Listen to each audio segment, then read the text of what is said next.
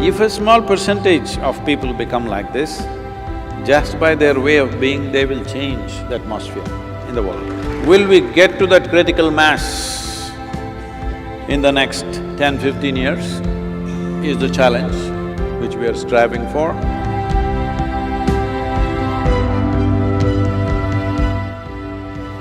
Namaskaram, Sadhguru. I am living in the ashram for around 2 months.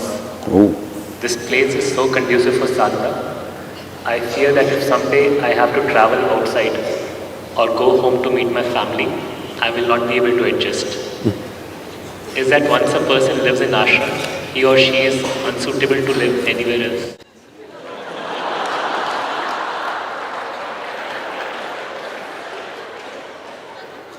Why don't you see it this way? By living in your home, a place that you call as home, you become unfit to live in ashram. But I managed for 2 months. So, it's like this. You see coconut trees, you don't see many here, but if you see the next piece of land, our coconut trees are doing well, yielding well, better than… Actually, our farmers producers organization here, which is largely coconut and arecanut farmers, has become among the top 5 farmers producers organizations in the country. So that means they're yielding very well, the coconuts and the arecanut. It's yielding so well.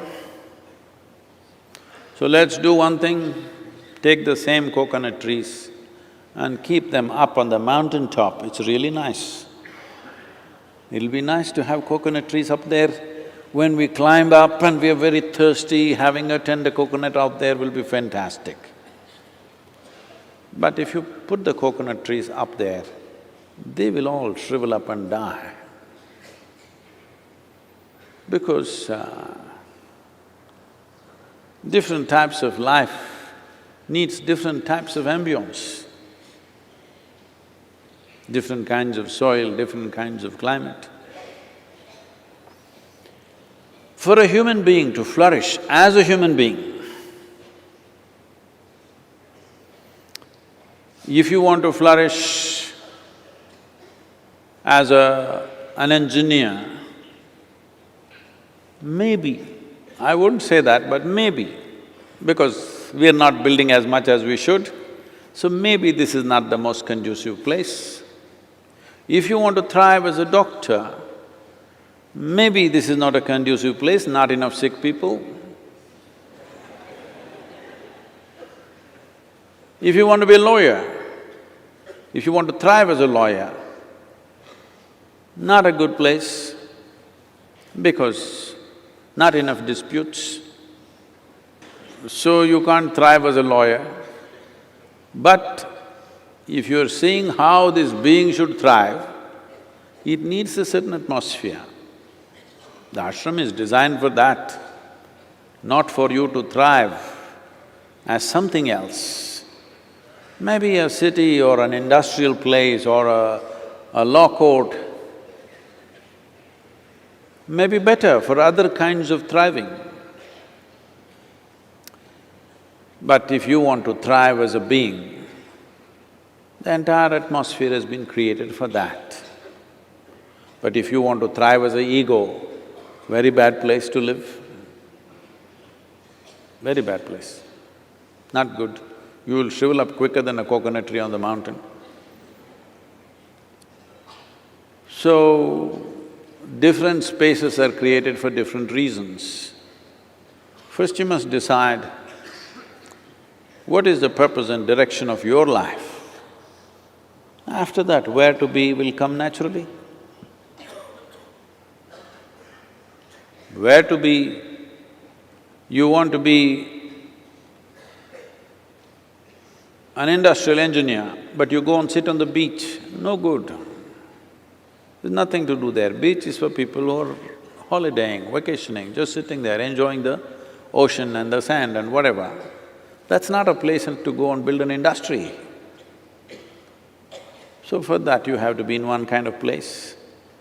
But you want to thrive as a being, you're not interested in thrive as a profession, but you want to thrive as a being, then this is the place. That's why this place is created. I wish there were thousands of places like this across the country and in the world, but unfortunately it's not so. Because in the last few centuries, this entire system has been dislocated in many different ways.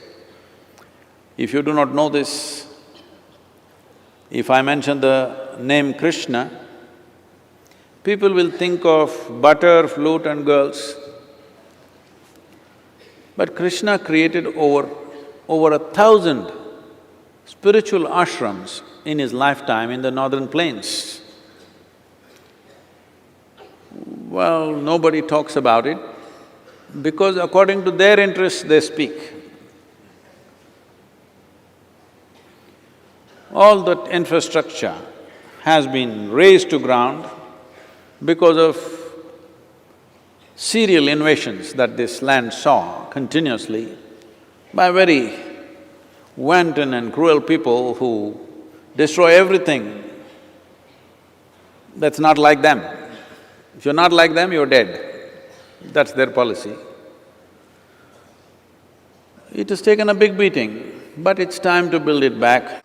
As I said, by 2025, we will have infrastructure here for 10,000 people to do sadhana for 7 months in a year.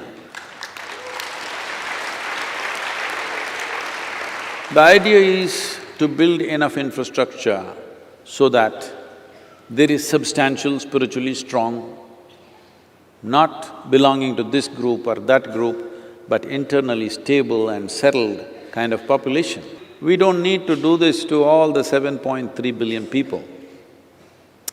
If a small percentage of people become like this, they don't have to teach anything. Just by their way of being, they will change the atmosphere in the world.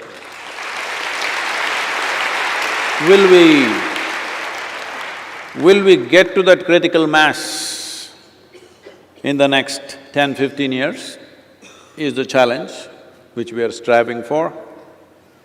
Young people who are not yet conceited or entangled, not yet screwed up or entangled within themselves or outside, you must think through this, because as a generation of people, we have this possibility that the way science and technology has liberated our lives from survival process. It's coming to a place where people are talking about this. It may sound utopian right now, but it will happen. People are saying in another 20-25 years, nobody in the planet need to work. So a lot of people are worried. They're calling me for all kinds of artificial intelligence conferences and asking, what shall we do? I said, all you few professors will be useless because a stupid gadget will earn 10 PhDs in a day. My phone can earn 10 PhDs in a day, that much information it has. All the idiots who read a book a few years before you and they think they're super intelligent, all of them will fall because a small gadget will do what 1,000,000 of them cannot do. So this is good time. People are fearing what will happen to our jobs.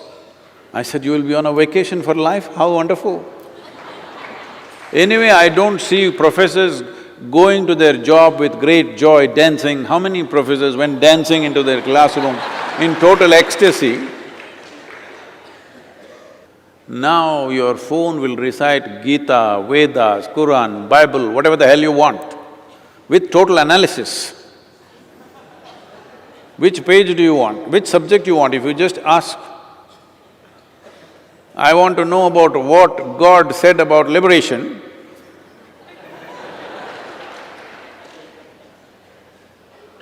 all out. Everything that you know by memory will be meaningless because gadgets will carry a zillion times more memory than you can carry. This is when a human being becomes significant.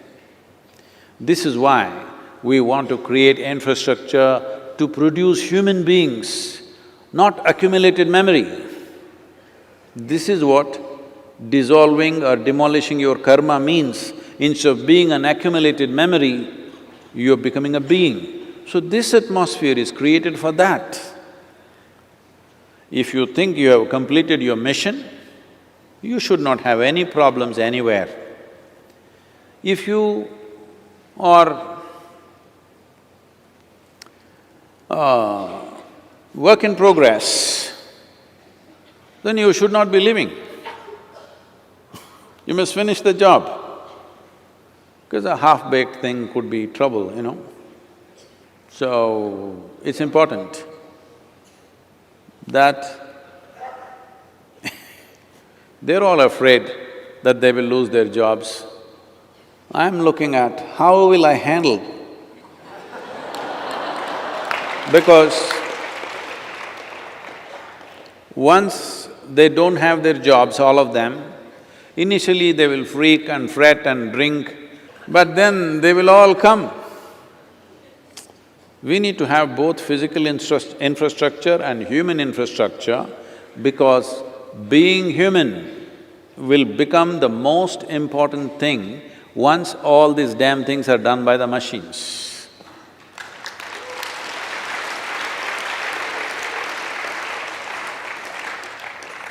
So you must stay for some more time and finish your job, then you will see wherever you go, you are fine.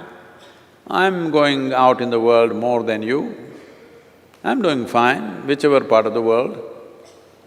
People ask me, you know, I happened to be in one of those glamour events in Mumbai. So some of the people were worried, how to have Sadhguru in this kind of magazine event, you know, it's too much glamour, the way people are dressed, they're drinking, they're doing this. I said, what makes you think that I will be disturbed by the way they are dressed or they are not dressed?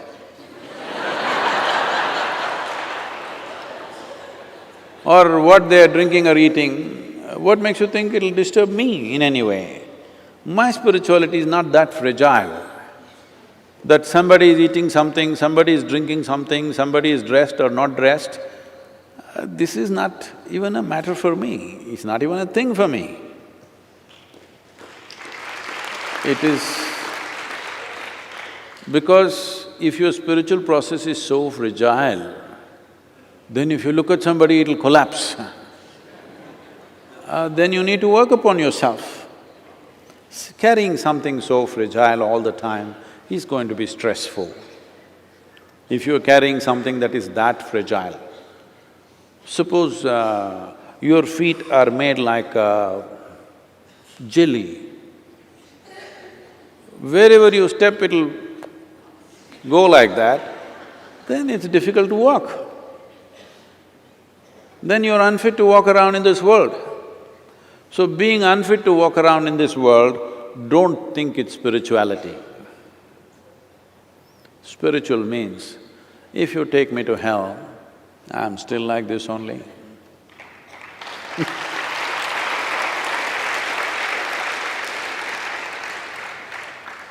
No, I didn't say your home is hell, but I said, you said something.